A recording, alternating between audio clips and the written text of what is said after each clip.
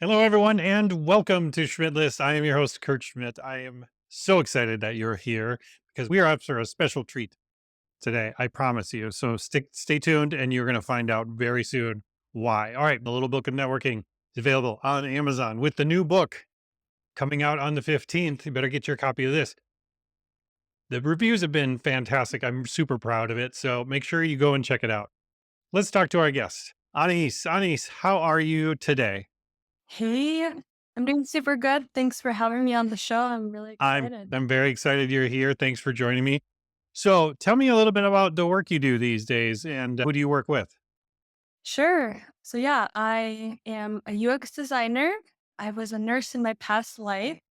Currently, I work for Opton Behavioral Health, and I'm also the president of UXPA Minnesota. Awesome. Tell me a little bit about your journey. It's not a lot of people make that kind of leap. Was it something that was all of a sudden, or was it something that took a while to take hold? Tell me a little bit about that journey. I've been thinking about going into UX for a while I was a nurse. And what actually brought me to UX is I actually started my own company. It was a jewelry business, and I got to play around with physical product creation. I hated the finance and all of the logistics and taxes. I just loved being creative and iterative. And my husband, who's a developer, I said to him one day, I was like, "Oh, like I would love to have a job where I get to do this for a living, but not actually deal with some of the." All the boring stuff. Yeah, exactly. And he introduced me to UX design, and I've been doing it for quite some time now as a freelancer. And then after the pandemic, I got pretty burnt out from nursing. And so I ended up taking the switch over. Yeah, I can imagine because nursing is also very different than like your regular 9 to 5 job. I know a lot of nurses and there's you work 400 hours in a week and then you get a week off. Yeah. Yeah. Yeah, that was the main part of I loved my patient. And I know it's super cringy. I remember when I speak with other nurses and have them say that, but you really do end up loving your patients. Yeah. But I think after some time, you start to wonder if the profession that you chose when you were in college or younger is the correct profession for you. I think we're multifaceted people, and so our career trajectory should reflect that. Yeah. I agree. I started out, I really wanted to be an architect. That was my goal when I was in high school. And I met some architects and they were like, don't become an architect. It's a terrible job. And I was like, but it looks so cool. And they're like, yeah, but that's 40 years from now. Cool. And I was like, all right. But I did building things. And so I got into design and software because I'd always been a computer nerd. And I liked being able to create these things that I could interact with or other people could interact with. And that's what really drew me to that side of things. And I understand exactly where you're coming from is being able to put something out in the world that other people can get joy or value from has also been very important to me as part of my journey, which is one reason why I do this show. Because hopefully, at least the few hundred people that listen to this show on a weekly basis, like they seem to enjoy it. And I encourage other people who are listening, if you're not putting yourself out there in a creative way, find ways to do it. Try different things. There's lots of options out there. I'm sure you explored lots of options too, right? So what were some of the challenges in the transition? So obviously it's a whole new industry. I get that. That's obvious challenge. But what were some other challenges maybe that were unexpected? Yeah, I think one of the main ones is I'm still working on this right now, but just how you talk to people. Mhm. So I'm a Ukrainian Arabic immigrant, and so we come from a very direct culture. And in medicine, that was actually praised. So Sure. the more direct you are, the higher up you can get. Physicians really like when you speak to them in a very authoritarian, direct tone. And the main thing that I figured out, and I'm still figuring this out as I transition further into the UX career, is that every person has a different way they receive information. And it's less militant like it was in medicine. And it's more, I don't know, it feels almost salesy. So Yeah. when you present your designs or you're talking to a stakeholder or developer, each and every time you have to sell your idea Yeah. You're for pitching all the time. exactly. And you have to like pitch and sell it in such a different way because a developer receives that information differently than a stakeholder. Hmm. And so that type of context switching all the time while being in the context of the user and what you're trying to accomplish with the product, that's incredibly tiring. So I think that was one of the more unexpected shifts in this career.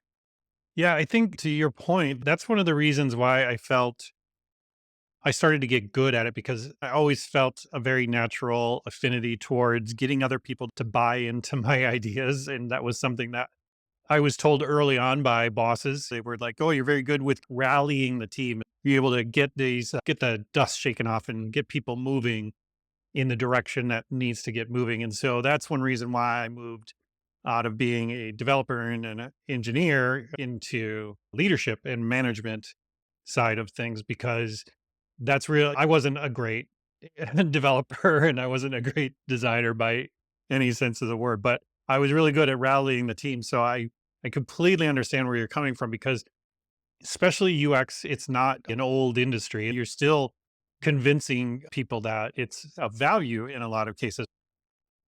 Yeah, exactly. Yeah.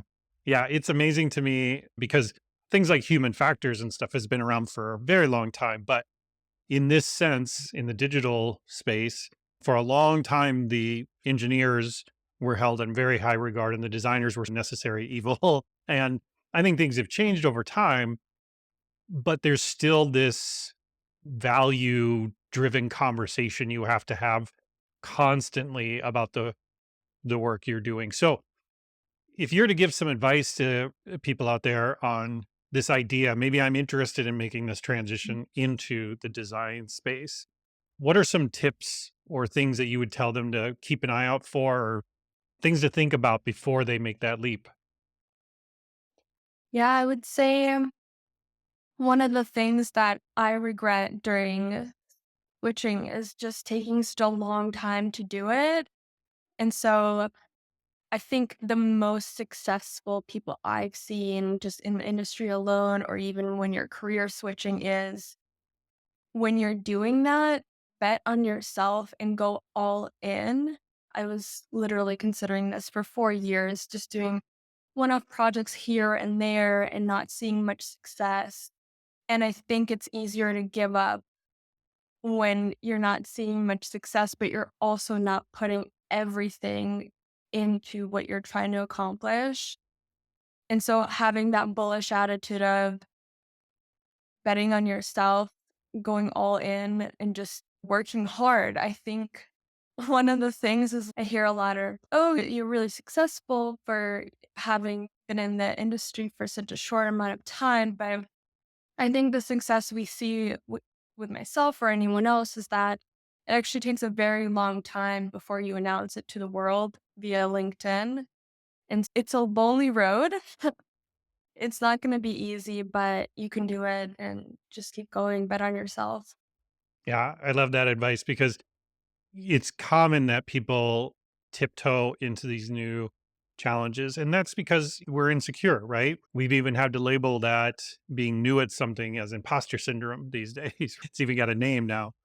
And it used to be just like you're a noob or you're just new Yeah. at stuff. Exactly, and I do wanna say about the imposter syndrome, it's nice to have a label on it because like, it helps you understand what you're going through and that you're not alone. But in a way, I feel like it hinders us because it's like, mm, it diagnoses us in a way that limits our actions to fix it. You're saying like, "Oh, I have imposter syndrome," and then that's that, and you're not working through it. But I'll say that if you don't have imposter syndrome, you're probably pretty stagnant in your career. And I think that's a good thing and it should be celebrated because every time you get a promotion, you're going to get that imposter syndrome again. Yeah, yeah, exactly. It's Mhm. something you adapt to Yeah. and accept and hopefully still move forward. Yeah. I'd love to put that question back on you. So, how would you answer this question? Yeah, I would say a lot of people think because I wrote a book on networking and I do a lot of networking that I'm just an extrovert and I do a podcast and all these things. It's not true at all. The thing is that I have strong goals and a strong chart on where I want to go in my life and the things that I want to accomplish. And these things that I'm doing are part of that journey. They have to be a part of that journey, right? Just like if you want to become a nurse, you have to go to school for many, many years to get good at it. You can't skip over it and be like, "Oh, I've got to." It's not really where a place where a lot of nepotism can come into place, where it's my daughter really likes people, so let's hire her at the hospital. But for me, part of getting out of that introvert nature has been putting myself out there, feeling more comfortable doing speaking events and writing books and doing the podcast.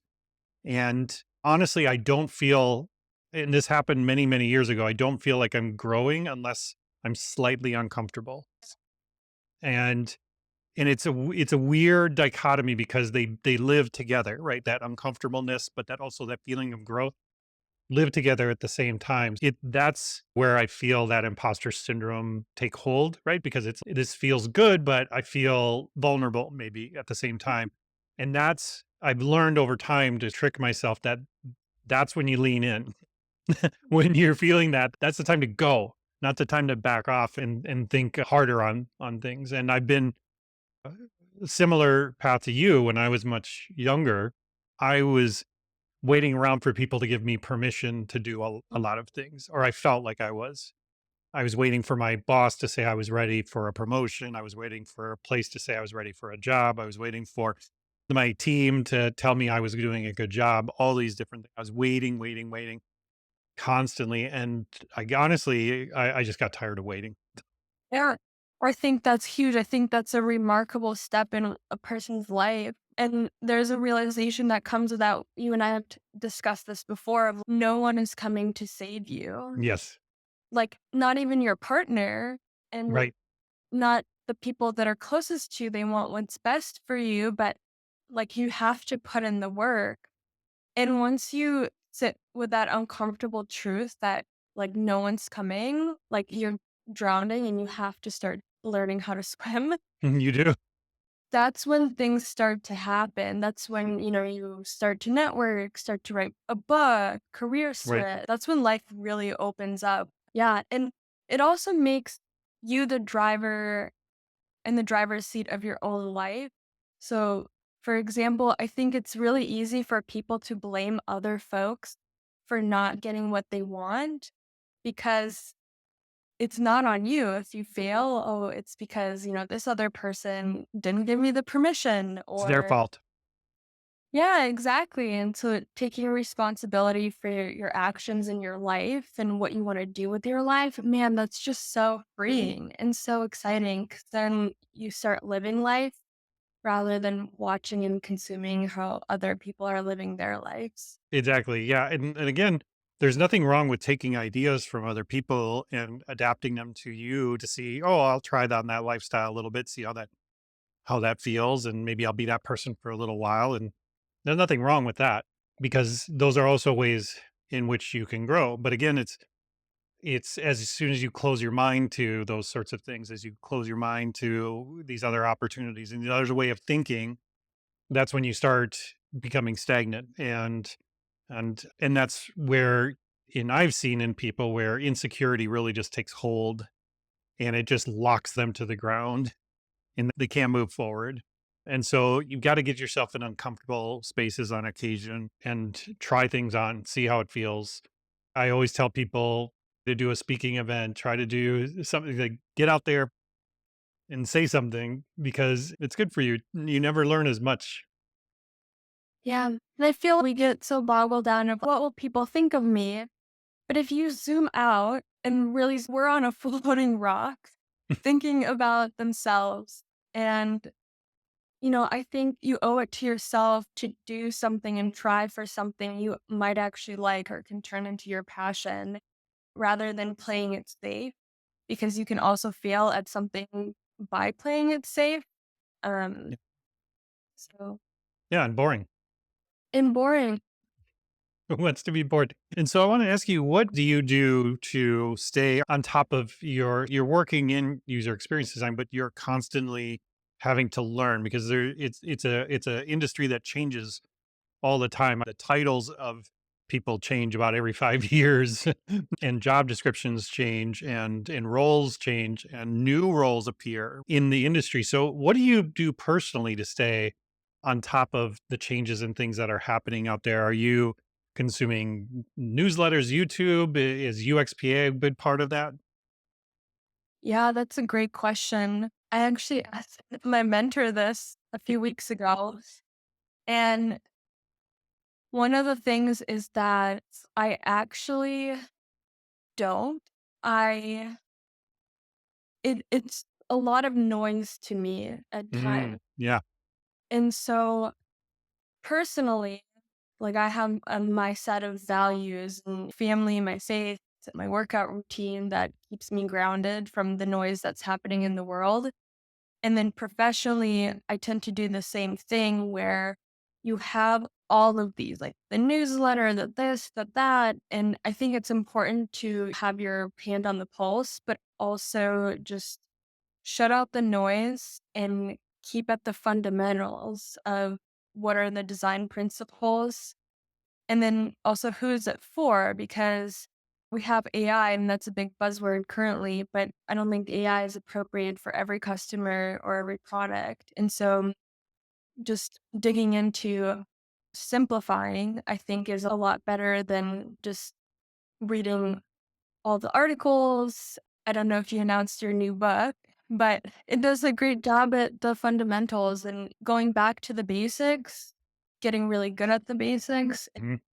Yeah, because I tell people all the time, simple is the hardest thing to do. You can make things complex very quickly. And plus, you work in healthcare, and AI could have a great big impact on it, but it could also be a real security issue. So you got to treat it with a lot of care in the ideas that you're utilizing it, because it can cause as much harm as it could good in sensitive and highly regulated areas like healthcare. It's like to your point, I think working in healthcare has laid that foundation for me as a designer. So, for example, our bodies haven't changed for a very long time.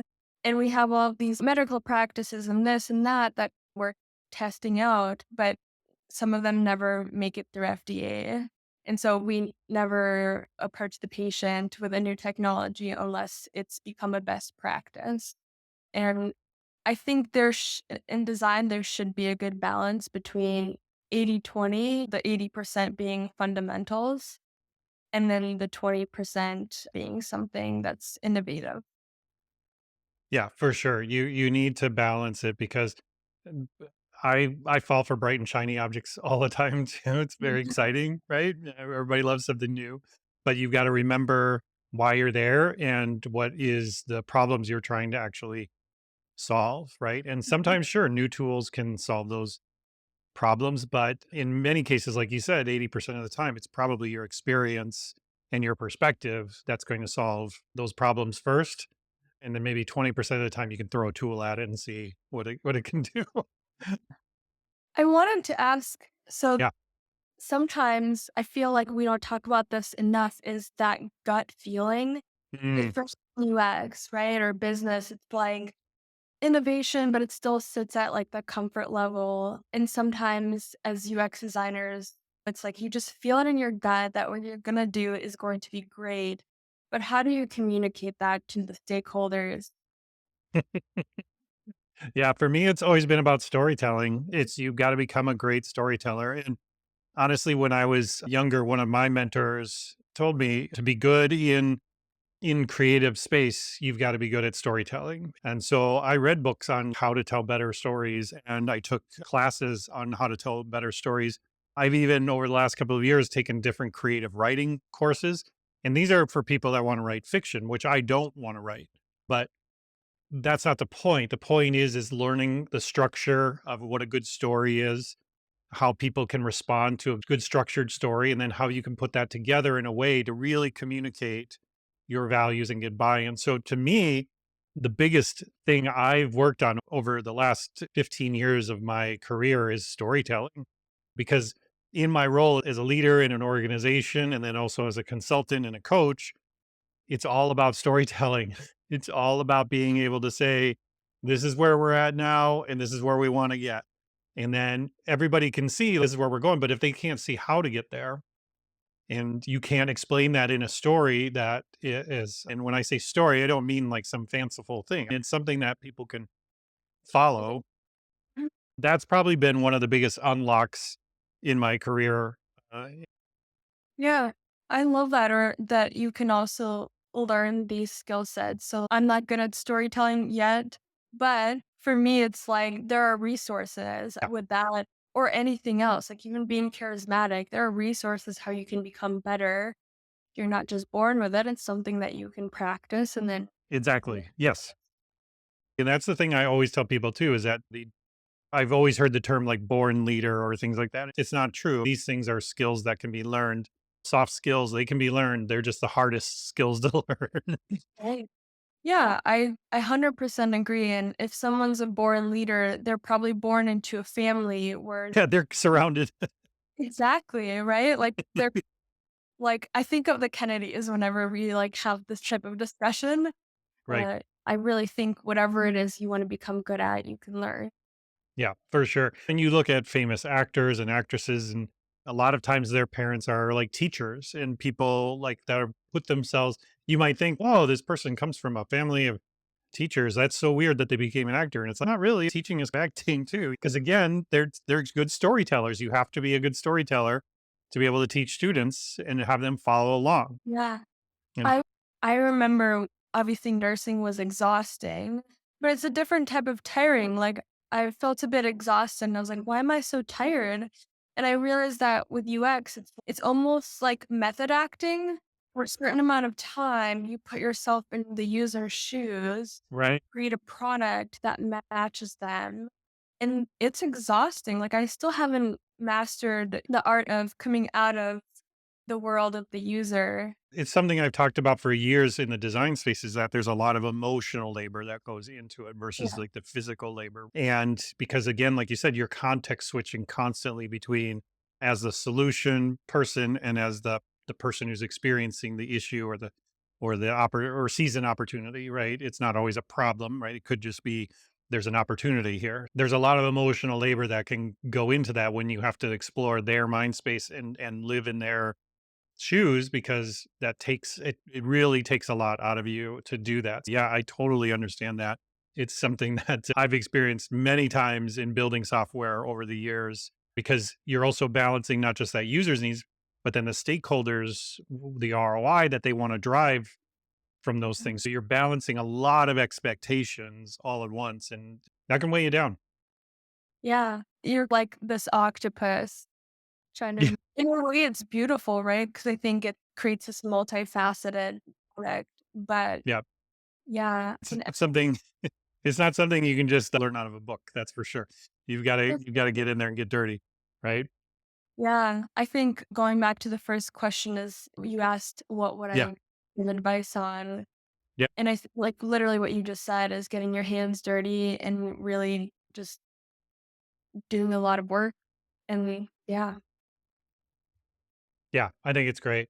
Tell me about UXPA in Minnesota because 'cause you're the president here. Tell me a little bit about that and the mission there, and then how can I get in touch with people there if maybe if I'm, living under a rock and I'm a designer and I'm not a part of it, I don't know. And then also, how do I get in touch with you if I wanna learn more about the work you do? Cool. Thank you for asking. UXPA is an organization that's committed to helping anyone that's transitioning or wanting to level up their careers in the UX space. We hold monthly events and also have a really beautiful online community for support. You can learn more at uxpamn.org. Reach out to me on LinkedIn. I'll answer any questions dedicated to either the UXPA or if you just want to hang out with me and have a coffee chat. That's great. Thank you so much for taking your time. I really appreciate you sharing your journey. It's really inspirational, especially the large career change. It's not an easy thing to go through. So I appreciate you taking time to share that with us. Yeah, thanks so much for having me. This was fun. All right, great. Isn't that interesting? What an interesting journey she's been on and how far she's come already. So make sure you're reaching out if you don't know about UXPA, especially they are a nationwide. So if you're listening to somewhere else, see if they've got one in your area. And if they don't, maybe you should start one. You could reach out to them, find out more about that. So thank you for taking the time to join me. We'll see you next time.